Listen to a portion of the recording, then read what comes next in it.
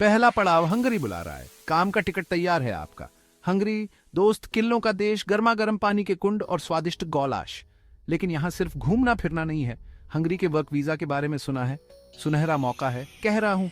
जरा सोचो, यूरोप के बीचों बीच काम करना, कमाने का, सीखने का और आगे बढ़ने का मौका। मन ललचा रहा है ना? लेकिन थोड़ा रुक जाओ, अपना बोरिया बिस्तर बांधने से पहले पेपर वर्क निपटा ले। हम बात कर रहे हैं हंगेरियन वर्क वीजा की। यूरोपियन सफर के लिए आपका पासपोर्ट। यह गाइड आपका दोस्त है, आपका साथी है, इस सफर में आपका हमराही है। हम हर चीज को आसान भाषा में समझेंगे। एलिजिबिलिटी क्राइटेरिया से लेकर आपका एप्लीकेशन कैसे पक्का हो, इसके बारे में भी। हंगेरियन वर्क वीजा के चक्कर में हम आपके साथ हैं, कदम दर कदम। इस रोमांचक सफर पर निकलने को तैयार हो? चलो शुरू करते हैं। दूसरा पड़ाव, क्या आप ड्रैगन की मान में प्रवेश कर सकते हैं?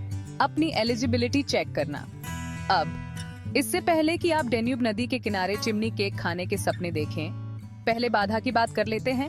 एलिजिबिलिटी। हंगरी में अपने मेहमानों के लिए कुछ नियम और कानून हैं। सबसे पहली बात, आपको एक वैध पासपोर्ट चाहिए भाई। पासपोर्ट की समय सीमा खत्म हो गई तो हंगरी नहीं जा सकते। और हाँ, आप ऐसे ही हंगरी नहीं उतर सकते और काम शुरू नहीं कर सकते। आपको हंगरी की किसी कंपनी से जॉब ऑफर चाहिए। इसे हंगरी से एक प्रेम पत्र समझो जो आपको वहां काम करने के लिए बुला रहा है। यह जॉब ऑफर कोई मामूली कागज नहीं है। इसमें आपकी सैलरी, आपकी पोजीशन और आपके कॉन्ट्रैक्ट की अवधि लिखी होनी चाहिए। हंगरी के अधिकारी ये सुनिश्चित करना चाहते हैं कि आपका ध्यान रखा जाएगा और आप सड़कों पर नहीं रहेंगे। तो जल्दी से वह जॉब ऑफर ले आओ दोस्त। यह हंगरी जाने का आपका गोल्डन टिकट है। तीसरा पड़ाव, आपके सपनों के लिए किस तरह का वर्क वीजा सही रहेगा। तो आपको जॉब ऑफर मिल गया है, शाबाश।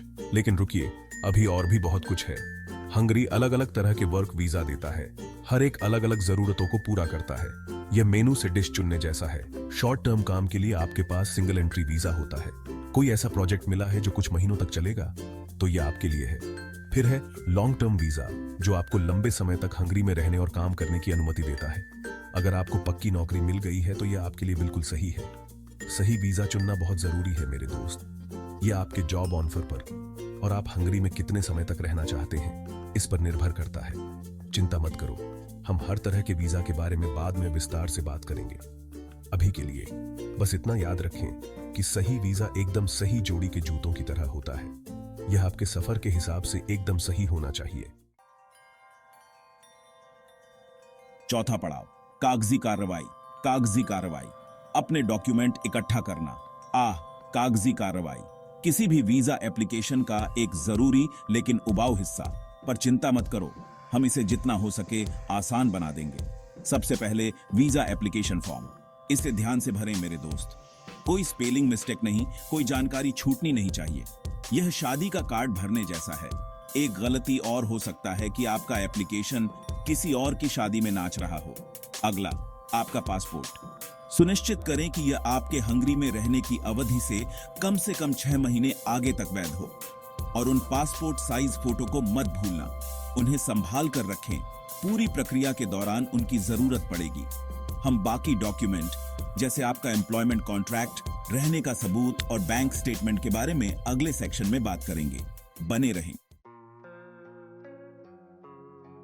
पांचवा पड़ाव, हंगेरियन हुस्ल एप्लीकेशन प्रोसेस को समझना।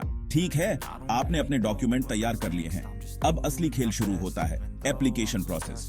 सबसे पहले अपने देश में हंगेरियन दूतावास या वाणिज्य दूतावास का पता लगाएं। यह आपका पहला पॉइंट ऑफ कांटेक्ट है, हंगरी का आपका प्रवेश द्वार। आप अपना एप्लीकेशन ऑनलाइन या व्यक्तिगत रूप से जमा कर सकते हैं। उस इंटरव्यू के बारे में याद है जिसकी हमने बात की थी। यहीं पर आपको अपनी चतुराई और ईमानदारी से हंगेरियन अधिकारियों को प्रभावित करना होगा। उनके सवालों के जवाब स्पष्ट और आत्मविश्वास से दें। अपनी जॉब भूमिका, हंगरी में अपनी योजनाओं और आपने अन्य यूरोपीय देशों की तुलना में हंगरी को क्यों चुना, इस पर चर्चा करने के लिए तैयार रहें। छठा पड़ाव, अपने सपनों की नौकरी पाएं। एक शानदार सीवी बनाना। वीजा के बारे में सोचने से पहले आपको नौकरी चाहिए, है ना? और उस नौकरी को पाने के लिए आपको एक जबरदस्त सीवी चाहिए। याद रखें, हो सकता है कि हंगेरियन नियोक्ता हमारे देसी सीवी स्टाइल से परिचित न हो, तो इसे उनके हिसाब से बनाएं। इसे संक्षिप्त रखें, 2 पेज से ज्यादा का नहीं। अपनी स्किल्स और अनुभव पर प्रकाश डालें जो उस नौकरी से संबंधित हो जिसके लिए आप आवेदन कर रहे हैं। और एक प्रो टिप, कुछ बुनियादी हंगेरियन वाक्यांश सीखें। यह दर्शाता है कि आप एकीकृत होने और अनुकूलित होने के लिए उत्सुक हैं। यकीन मानिए, यह बहुत बड़ा बदलाव लाता है।